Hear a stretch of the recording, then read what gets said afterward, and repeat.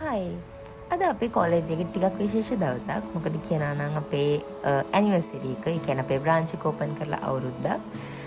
ඉතින් උදේ පාන්දර ඇවිල්ලා අපේ ළමයි ටික වැඩ පටන් ගත්තා, ඩෙකොරේෂන්ස් වගේක්.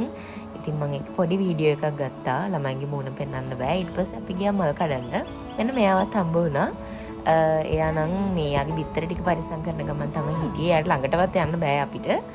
ඊට පස්සේ ඉතින් අපි චුට්ටක් අපේ කොලේජ් එකේ වටේ තියෙන පොඩක් ලස්සන බලවල ඇවිදලා මල් ටිකක් කඩාගෙන අපි ආපහු ආවා. ඇවිල්ලා මේ විදිහට ලස්සන පහන හදලා ඒක පොඩක් ටේබල් එකේ ලස්සනට තිබ්බේ. ඇත්තටම පහනක් ඕනේ නැහැ. හැබැයි අපි ඒක ලස්සනට හදලා ඊට පස්සේ ළමයින්ට අපි පොඩි ට්‍රීට් එකක් දුන්නා. ඇනිවර්සරි එක නිසා පොඩි ට්‍රීට් එකක්, ලොකු ට්‍රීට් එකක් නෙමෙයි. ඒක දීලා ඒක ඇරේන්ජ් කරා ඉස්සෙල්ලාම. ඊට පස්සේ අපි අපේ ටේබල් එක ඇරේන්ජ් කරගත්තා. අපේ කැම තියලා පොඩක් උතර මෙස් එක හිතන්න එපා. ඊට පස්සේ මේ විදිහට ළමයිගේ කැම ටිකයි අපේ ටේබල් එකයි ඇරේන්ජ් කරලා අපි කිරි ඉතිරෙව්වා. මේ විදිහට ලස්සනට අපේ කිරි එක ඉතුරුනා.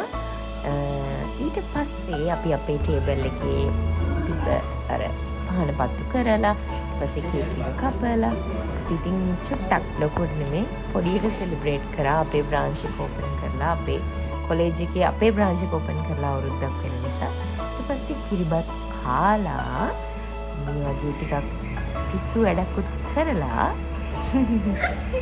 මේ වගේ පිස්සු වැඩක් කරනවා. ඒකත් කරලා ඊට පස්සේ අපි ගියා ළමයිත් එක්ක ෆොටෝස් ගහන්න. අපි චර්ච් එක ගාවට තමයි ගියේ ෆොටෝස් ගහන්න. මොකද එතන ලස්සනට තියෙන නිසා. ඊට පස්සේ මේ වැස්සක් ඉන්න ඇත්තටම තිබ්බේ වෙලේ උනාට කොහොම හරි ෆොටෝස් ටික ගහගත්තා. ඊට පස්සේ අපි අපෝ ඇවිල්ලා අපේ ලන්ච් එක අරගෙන අපි ඉතින් අපේ ලස්සන දවස ලස්සනට සෙලිබ්‍රේට් කරලා ඉවර කරා. එච්චරයි.